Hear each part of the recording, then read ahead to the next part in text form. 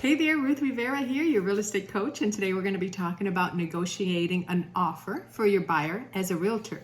So when it comes to negotiating an offer for your buyer as a realtor, there are several key strategies and maybe some considerations to keep in mind. And I'm going to go over today a step-by-step guide to help you navigate that negotiation process successfully. So first, you definitely need to understand your buyer's needs and what are their goals. So before you start any negotiation process and before you enter into writing that negotiation offer, have a thorough understanding of your buyer's preferences, what is their budget, and any specific requirements that they have for the property. I will tell you that this knowledge will help you advocate for their interests effectively. Then you definitely need to analyze the market.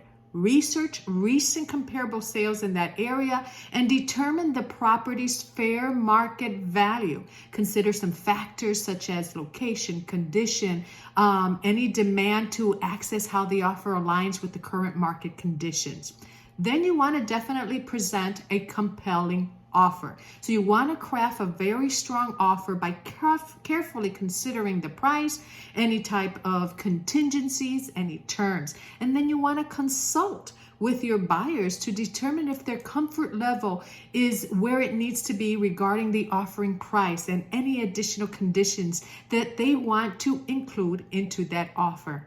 Communicate with the seller's agent. Initiate a great communication with the seller's agent to present that offer professionally. Clearly, guys, outline the terms and the conditions, emphasizing the benefits of both parties on that offer. Then you definitely want to make sure that you're responding to counter offers strategically. That seller may counter their initial offer, and then you need to analyze those counter offers carefully, considering the seller's motivation, maybe any type of market conditions. You definitely want to make sure that you're consulting with your buyer to decide on any appropriate response if they want to keep continuing with that counter offer. Keep the lines of all communications open with the seller's agents, with the buyers, so you can make sure that you can negotiate the terms to satisfy both parties. You also want to use some leverage points. Identify any leverage points that can strengthen your position during that negotiation process. And for example, let's say if the buyer is flexible with the closing date or has a strong financial standing, you want to make sure that you highlight these advantages to make the offer more appealing to that seller when they receive it. Be very professional, be very respectful. So you want to maintain that professional and respectful tone throughout the negotiation process.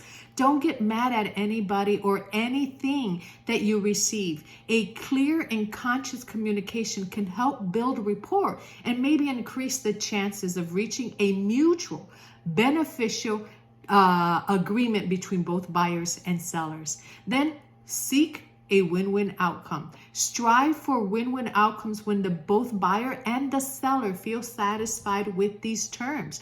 And you also want to make sure that you look for creative solutions that address both parties' concerns, such as maybe adjusting the purchase price, adjusting any type of adjustments that you did with repair requests, or maybe modifying some of those contingencies.